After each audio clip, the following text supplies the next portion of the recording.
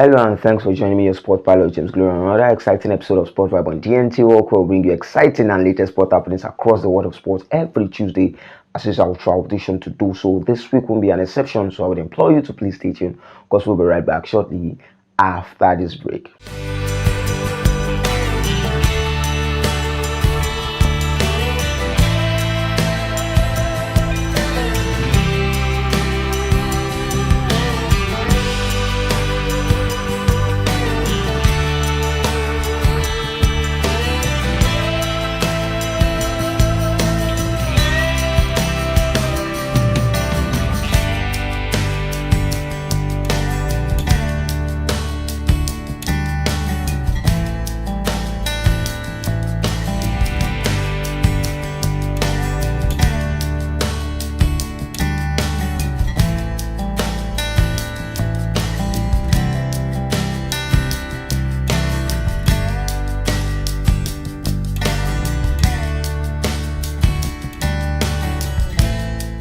Welcome back, a beautiful Tuesday, and we kickstart from an exciting story for Manchester City fans, but a sad one for Manchester United fans across the globe as they suffered a defeat against Manchester City in the Manchester derby over the weekend. A sad one for their fans, but same excuse from their manager Ruben Amorim, who has insisted that he is not going to be changing his playing style nor his philosophy with Manchester United. Remember, this coach has continued to play players out of position, particularly playing the club's captain Bruno Fernandes out of position in the number 8 position, where we know that Bruno Fernandes is a traditional number 10. And for Manchester United, they were defeated 3-0 in the Manchester derby. A sad one for them, but so many positive for Manchester City, who before the international break were behind Manchester United and looked as if they won't be competing for the Premier League this season. Could it be a chance for them to reignite their form in the Premier League this season after defeating Manchester United 3-0? It was a poor performance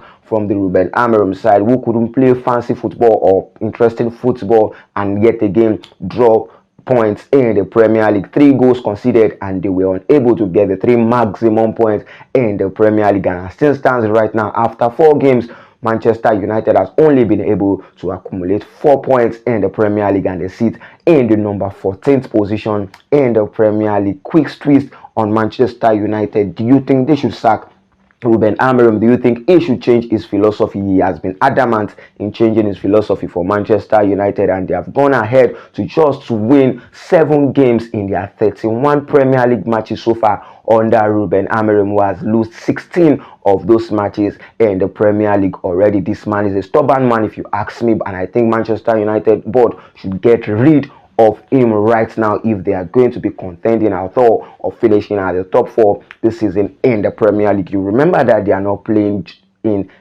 other competitions, and they'll only be playing in the Premier League and the FA Cup, which is yet to get started in the world of football. And in that particular match against Manchester City and Manchester United at the Etihad Stadium signifies an incredible form for Manchester City. And also we saw their coach Pep Guardiola managing his 600th match in as a manager in the world of football, and was able to seal that with a win in the Manchester derby, which signifies his 10th win in the Manchester derby. Early Braut Haaland was able to score a brace in that particular match, and we saw Phil Foden scoring his first goal since the beginning of the year against Manchester United. And an interesting performance also from their new goalkeeper, where we talk about Donnarumma, who was able to save the effort of Brian Mbeumo during the match. An interesting one for Manchester City, but a sad one for Manchester United. As we move on to Manchester United, who looks to be the problem for players right now, as we saw Rasmus Hojlund scoring in his debut for Napoli, was able to find the back of the net for Napoli, the back of the net that he has failed to find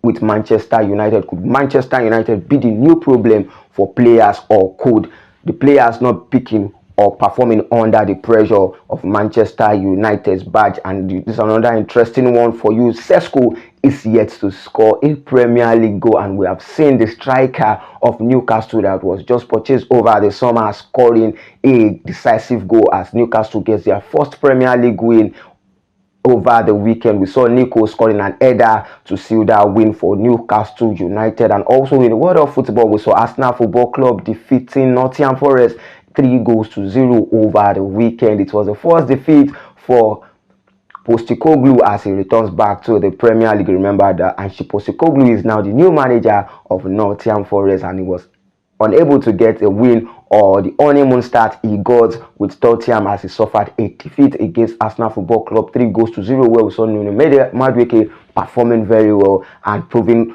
haters wrong in the world of football, particularly on the football pitch against Nottingham Forest. And another interesting one for Liverpool, who appears to be the luckiest team in the Premier League this season. They have gotten all their Premier League wins in the latter end of the match, particularly 5 minutes before the final whistle in the Premier League, as they were able to scale through against Burnley, causing a penalty for Mo Salah, who was able to convert that and was able to go ahead of Andy Cole in the all-time goal scorer in the Premier League. Is at the 4th position, hoping to beat the record of Wayne Rooney, who has scored 208 goals. As things stands right now, Mohamed Salah has 188 goals in the Premier League, and I think before the end of the season, Mohamed Salah will be able to score at least 20 goals to take him level with Wayne Rooney in the Premier League all-time goal scorer list in the world of football. And particularly another one we talk about in the Premier League, we talk about Chelsea Football Club, who were held draw against Brentford over the weekend. Chelsea Football Club were unable to see it to an end, as we saw Brentford scoring an equalizer at the latter end of that competition. We saw Garnacho making his debut for Chelsea Football Club. He was able to assist the goal for Caicedo, but Chelsea Football Club couldn't hold on to their lead and could only settle for 2-0 draw in the Premier League, as now we know that Liverpool are the only team in the Premier League that are yet to be defeated, maintaining their 100% record in the Premier League. Well, quickly, let's go on a very short break, and when we're right back, we continue from where we stopped.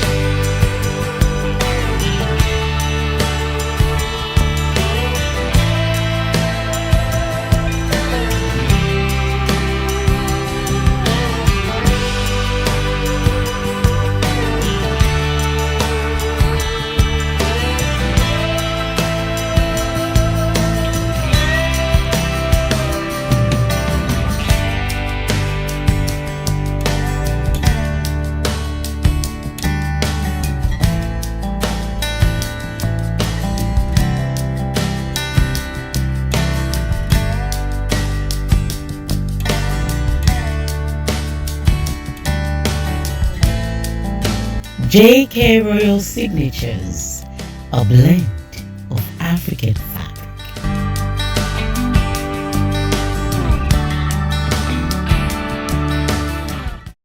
Welcome back, and thanks for staying tuned to Talking Football, and particularly in the Italian Serie A. This time around, talking about Napoli, who were able to get a win against Fiorentina over the weekend, and the highlight of the match was Rasmus Højlund finding the back of the net to score for the first time in the Italian Serie A. His first goal for Napoli, being the second of the match, as it helps the Antonio Conte side get the maximum points against Fiorentina. Finding the back of the net for Rasmus Højlund will look a bit strange, as he found it difficult to do so with Manchester United. Could Manchester United really be the problem for all these players? Remember that McTominay left Manchester United and went ahead to leave the Italian Serie A, where he played a critical part in helping Napoli win that particular trophy last season, and also won the award of the player of the season last season in the Italian Serie A. Went ahead yet again to be nominated as in the Ballon d'Or nomination list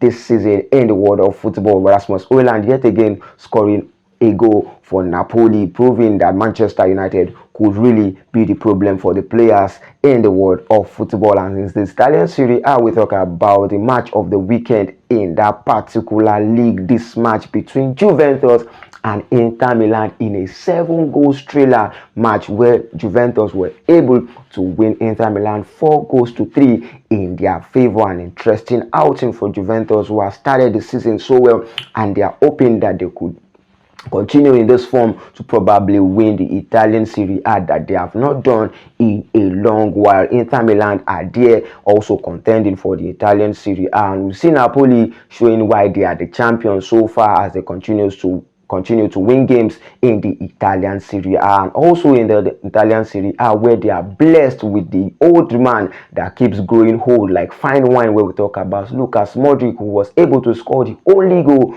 for AC Milan as they were able to get their win against Bologna. That is his first goal for AC Milan. Lucas Modric showing why he is one of the greatest players to ever grace the world of football. An interesting one for the old man, I will say, but continues to prove that football does not really matter when it comes to age for the midfielders in the world of football. And also an interesting one across the world of sport as we travel down to the Spanish La Liga, talking about Real Madrid, who continues to win games after games under their manager Xabi Alonso. Remember that Xabi Alonso won the manager of the month in the La Liga last month, and an interesting one for him as he continues to maintain his 100% record against Real Sociedad in a match where Real Madrid were given a red card, but they were also able to walk away with the maximum point, 2-1 in their favor against Real Sociedad. An interesting one also for Barcelona, who after the international break were able to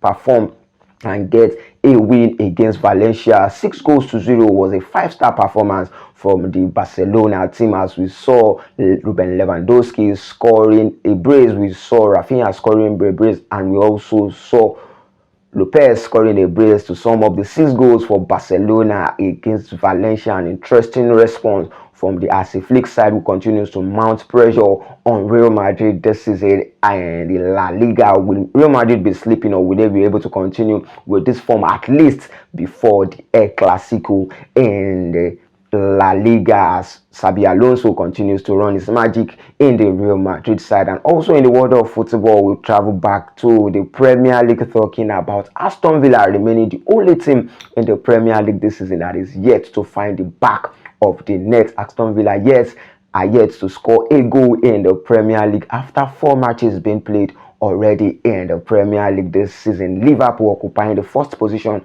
Arsenal following closely, Tottenham Hotspur also following closely after being able to defeat West Ham 3-0 over the weekend. And it's going to be an interesting week for football lovers across the world of sports generally, as we'll be watching the Champions League back to our TV, starting with Atletico Club playing Arsenal Football Club in the Champions League tonight. And also we'll be seeing Juventus taking on Borussia Dortmund. We'll be seeing Bayern Munich Chelsea, an interesting feature over the week. And also an interesting one is that we'll be seeing Inter Milan taking on Juventus. We'll be seeing Newcastle welcoming Barcelona to the England soil. Will Barcelona be able to win Newcastle on the English soil? And also an interesting one for the likes of De Bruyne reuniting with Manchester City, as Manchester City will be playing the Italian champions Napoli in the Champions League